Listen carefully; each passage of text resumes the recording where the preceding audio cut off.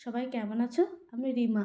আজকে ইন্ট্রোটা একটু চেঞ্জ করলাম একজনের কথা শুনে। জানিও তো কেমন হয়েছে। প্রতিদিনের মতো মা ও ঠাকুমাকে নিয়ে গেলাম মাতৃ সম্মেলনে। শুরু হলো আমাদের মাতৃ সম্মেলন, তারপর হলো সদ্গুরু বন্দনা।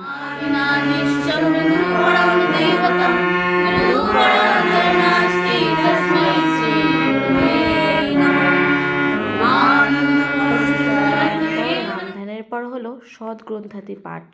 পড়ছে আমাদের সব থেকে বয়োজ্যেষ্ঠ গীতা পিসি। ঠাকুরপুর একটা 22 বছর বয়সে এই বইটা লিখেছিলেন যে অর্থমান যশ ইত্যাদির পাওয়ার আশায় আমাকে ঠাকুর সাজিয়ে ভক্ত হও না, সাবধান হও, ঠকবে। তোমার ঠাকুরত্ব না জাগলে কেহ তোমার কেন্দ্রও নয়, ঠাকুরও নয়, ফাঁকি দিলেই পেতে হবে। মায়ের মতো তুমি মানুষের মায়ের মতো আপনার হইতে চেষ্টা করো, তাহা কথায়, সেবায় ও ভরসায়, কিন্তু মেশায় নয়।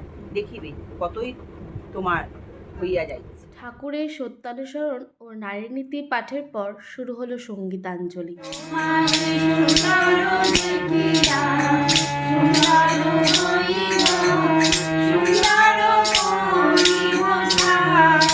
শিক্ষাপত্র সমীক্ষার যে কাজটা, সেখানে আমরা যে প্রচুর মানুষ দীক্ষিত আমরা, কিন্তু দেখা যাচ্ছে যে বহু মানুষ ছিটকে গেছে।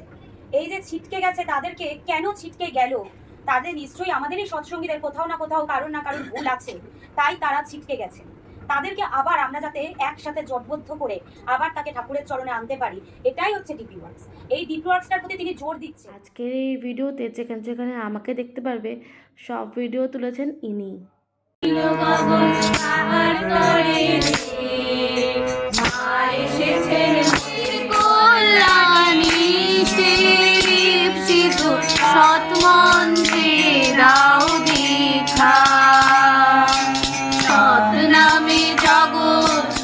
চেষ্টা করেছিলাম সব ভিডিও তোলার, কিন্তু হয়নি, অনেক ভিডিও বাকি রয়ে গেল। পরের দিন নিশ্চয়ই চেষ্টা করব। আজকের মতো এখানেই উলুধ্বনি ও শঙ্খধ্বনির মাধ্যমে মাতৃ সম্মেলন শেষ হলো।